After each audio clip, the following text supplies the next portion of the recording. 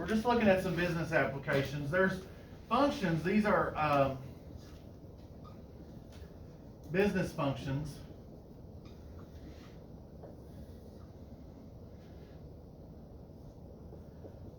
Capital C of X, that's the cost function.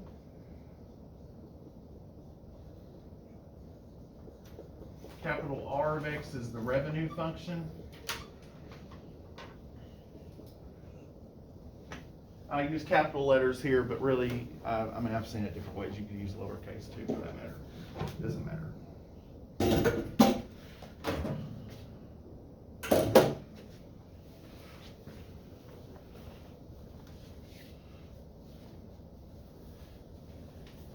And then what's capital P of X? That's the profit function.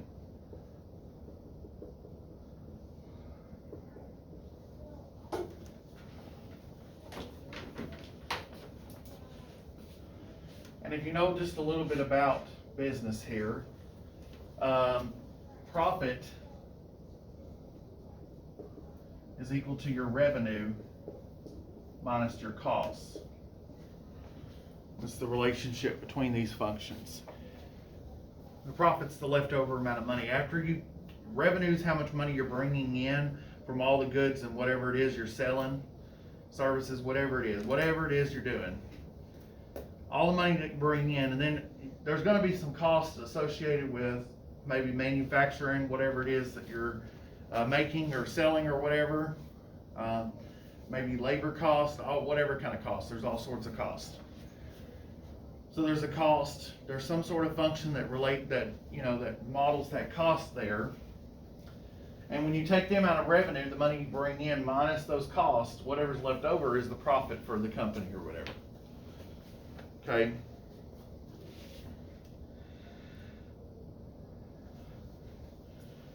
Well, the derivatives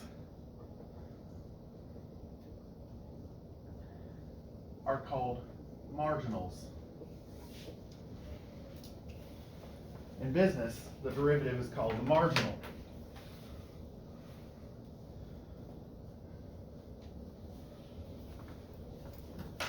You might have even heard of the concept of marginal analysis. Maybe. I don't know. Depends on how much in the business you are. But we're just kind of touching on this a little bit here. We're going to do a little practice with it. We will see this again some more later on. The book does a good job of bringing in some of these business applications every once in a while. So we'll see some other applications of this later on. But you have the marginals, marginal cost,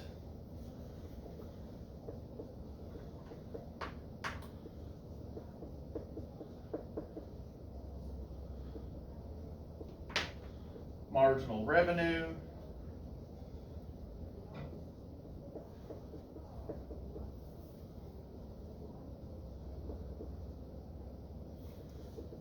marginal profit.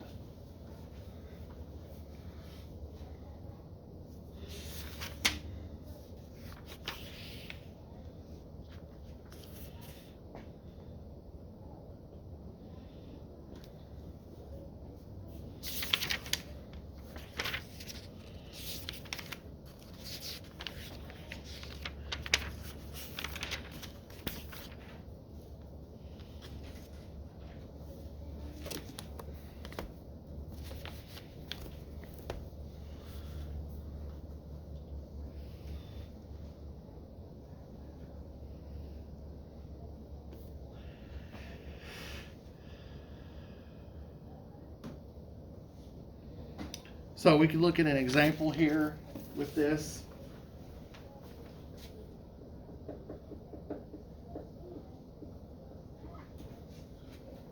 Suppose it costs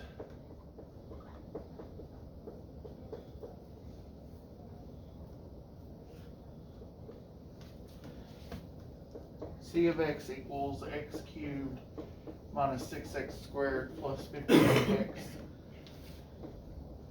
dollars to produce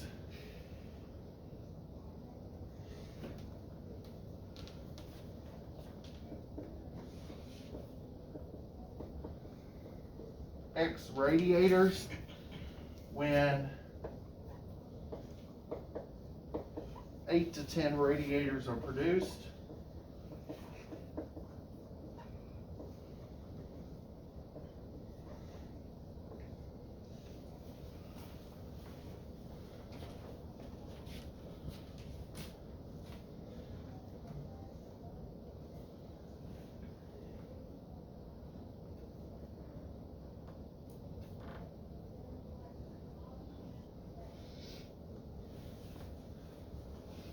Your book actually doesn't even go into using really profit right here, but we'll go ahead and throw it in there just for the heck of it.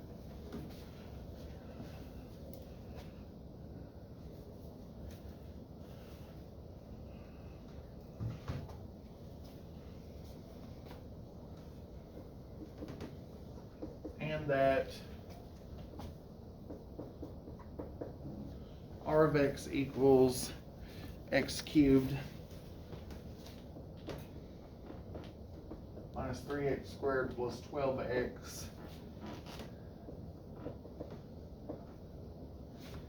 gives the revenue in dollars.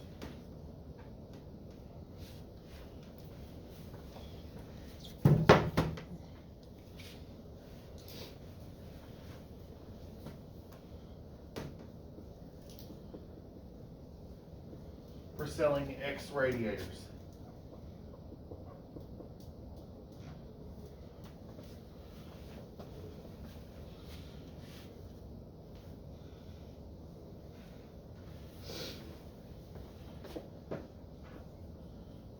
Your shop currently produces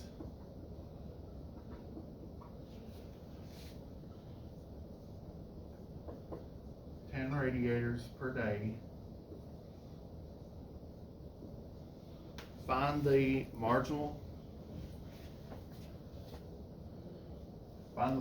cost, or marginal cost.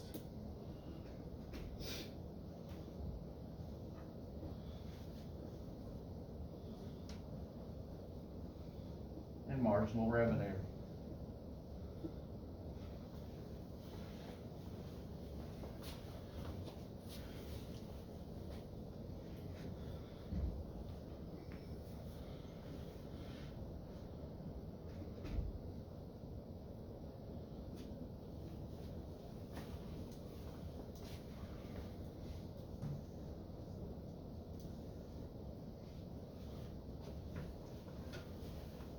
So we find the derivatives.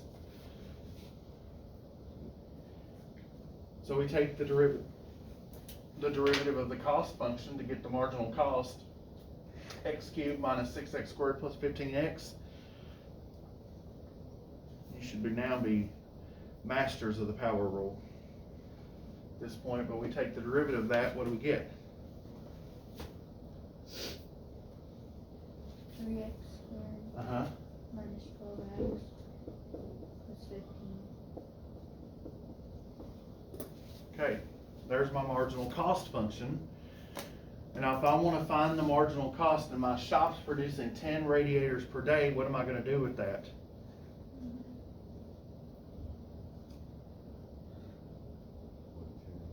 I'm going to plug 10 in for x there. I'm basically going to find C prime of 10. So 3 times 10 squared minus 12 times 10 plus 15. So I plug 15 into that.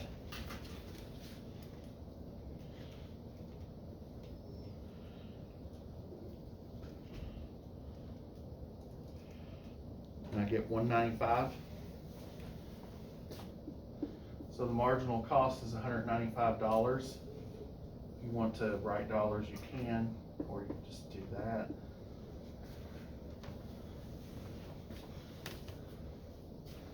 And then I also want the marginal revenue at that point, so I've got to find the marginal revenue function.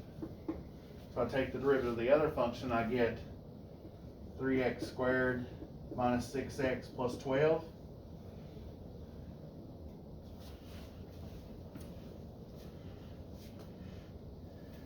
And then I want to find that marginal revenue at 10. So I'm finding R prime of 10.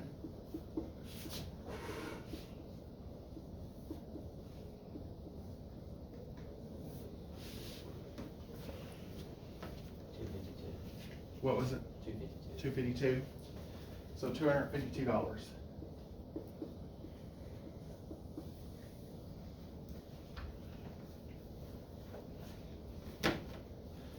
We'll learn later on that it's actually better when those two values are the same, the marginal cost and the marginal revenue.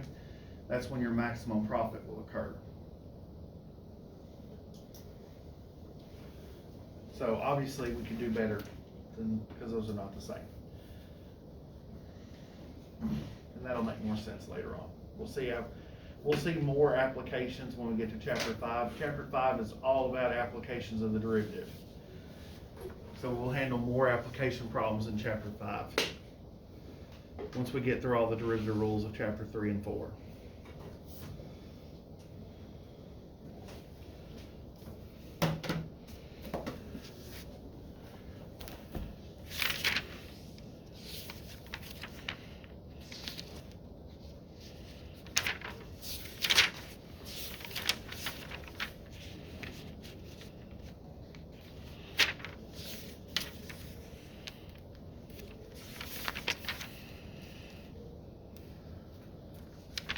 All right, so